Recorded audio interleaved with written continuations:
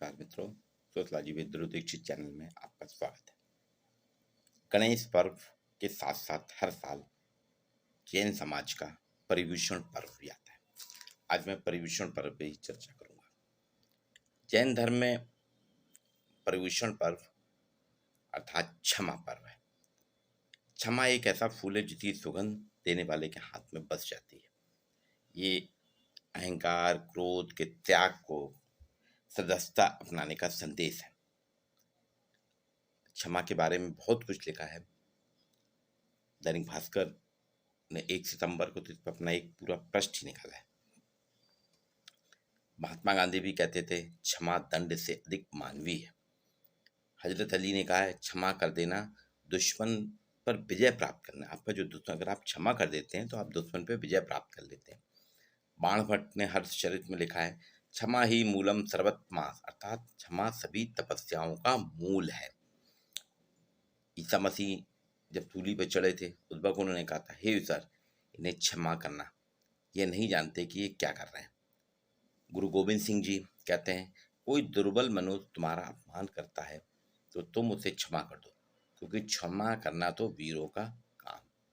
और world icon Swami Vivekananda ji ने कहा था तमाम बुराई के बाद भी हम अपने आप को प्यार करना नहीं छोड़ते, तो फिर दूसरे में कोई बात पसंद आने पर उससे प्यार क्यों नहीं कर सकते। अर्थात क्षमा के बारे में देखिए, महात्मा गांधी, विवेकानंद, गुरु गोविंद सिंह, सिख धर्म के ईसा मसीह जो क्रिश्चियनिटी की बात करते हैं, ईसाई धर्म के हैं प्रवर्तक, कुरान शरीफ भी कहती है, बाण भट्ट कहते हैं, हजरत अली कहते हैं।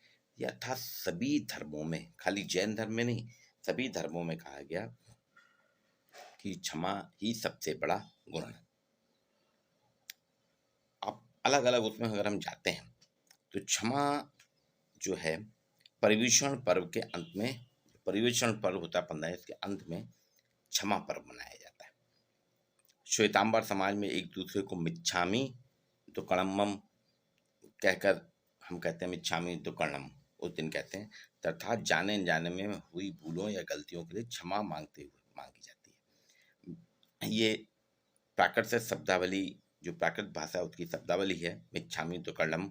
मिच्छामी का अर्थ होता है क्षमा और दुक्कड़म का अर्थ होता है दुष्ट कर्म। दुष्ट कर्म या गलत काम हमसे जो उनके लिए क्षमा कीजिए। दिगंबर समाज में क्षमा वाणियां उत्तम क्षमा के रूप में।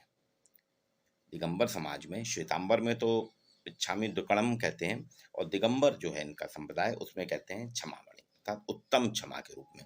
क्षमा करना, क्षमा मांगना महावीर स्वामी का मूल संदेश है।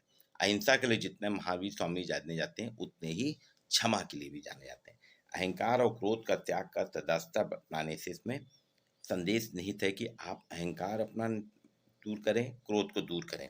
अपनी त्रुटियों पर, यहाँ तक कि किसी का दिल दुखाने पर छोटे छोटे बड़े विचार जो आते हैं उन सबसे क्षमा मांगना ही इस पर्व का मूल उद्देश्य है।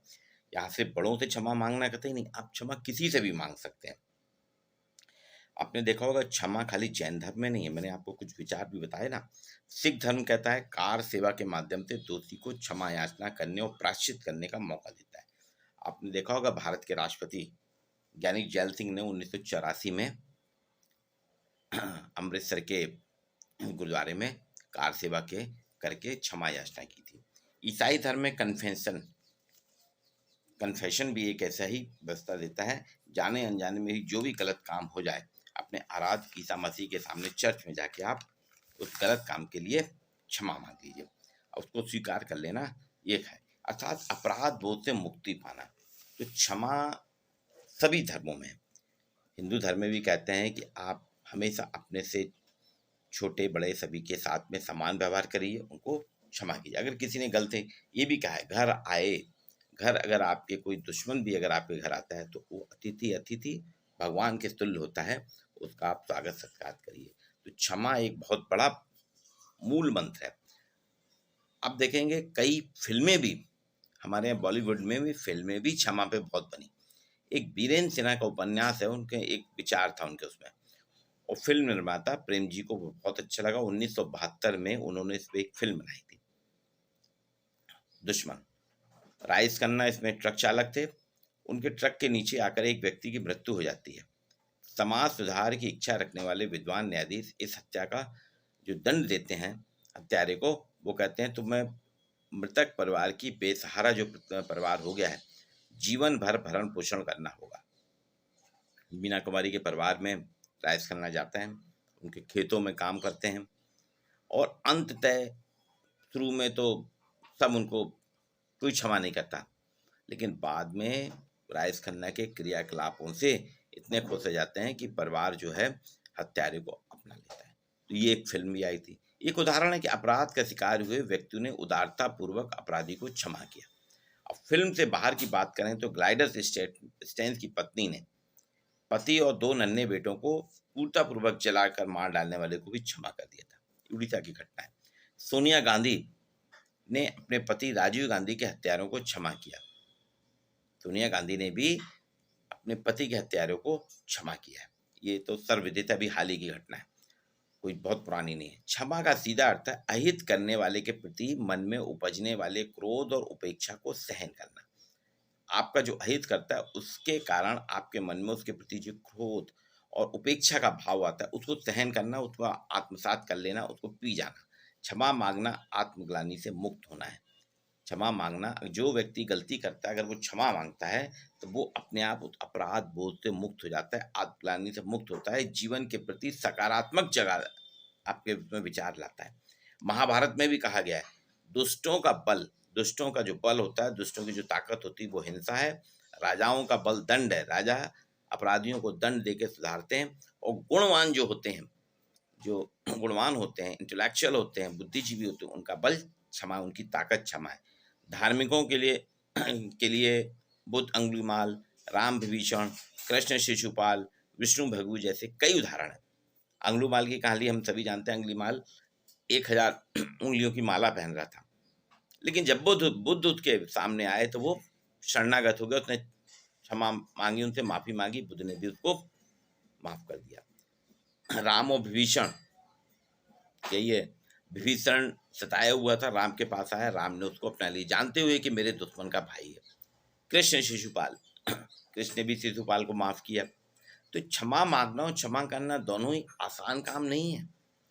जितना कठिन काम क्षमा मांगना, उतना ही क्षमा करना उससे ज़्यादा दुष्कर काम है। क्षमा मांगने यानी सॉरी कहने से अपने अंदर के अहम को हमें दबाना पड़ता है। अपने अंदर का जो अहम है उसको हमको दबाना पड़ता है। क्षमा करना एक साहस का काम है, हर कोई क्षमा नहीं कर पाता।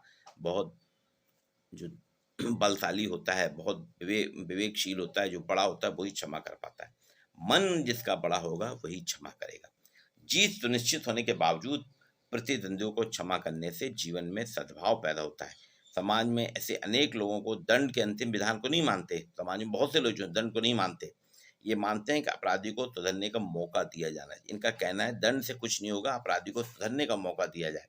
ऐसी एक फिल्म आई थी 1957 में, वी शांता कुमार की फिल्म है, 2 आंखें 12 आंख, 2 आंखें 12 हाथ, 2 आंखें 12 हाथ, ये एक फिल्म आई थी। इसमें न्यायालय ने उन दोषियों को कारागृह भेजने की जगह पेड़ लगाने, सफाई करने जैसे सामुदायिक सेवा के आदेश दिए थे।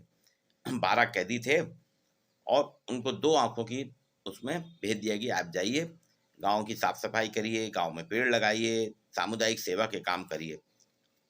एक और वो है मारियो पुजो का बहुचर्चित उपन्यास गॉडफादर का नायक बड़ा अपराधी है, पर वह क्षमा और एहसान को हमेशा याद रखता है। इस चरित्र को भी बहुत लोकप्रियता मिली है।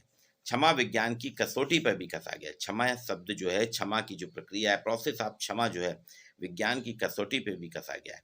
वैज्ञानिक और मनोवैज्ञानिकों ने पाया है कि क्षमा में आस्था रखने वाले के मन और शरीर सेहतमंद रहते हैं। साइंटिस्ट कहते हैं कि जो क्षमा करता है उस व्यक्ति का मन और शरीर सेहतमंद होता है। नाराजगी को अधिक समय तक दिल में रखना खुद को प्रताड़ित करना। अगर आप नाराज हैं किसी से, उसके प्रति आपके मन में बुरा भाव आ गया, उसको आप अपने रखते हैं दिल में, तो आपके दिल में अधिक समय तक रखते हैं, आप खुद भी प्रताड़ित होंगे।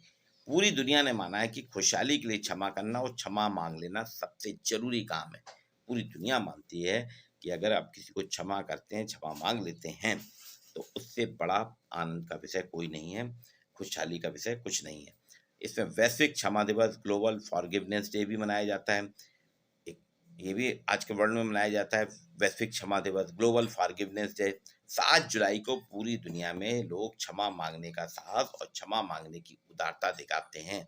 चाचा गालिब पहले ही कह गए, इस तरह जिंदगी को आसान कर दिया, किसी से मांग ली, किसी से मांग ली माफी, किसी को कर दिया माफ। ये गालिब ने भी कहा। तो क्षमा पर्व आ रहा है, आपके परिवेषण वर्ग का अंतिम दिन क्षमा है।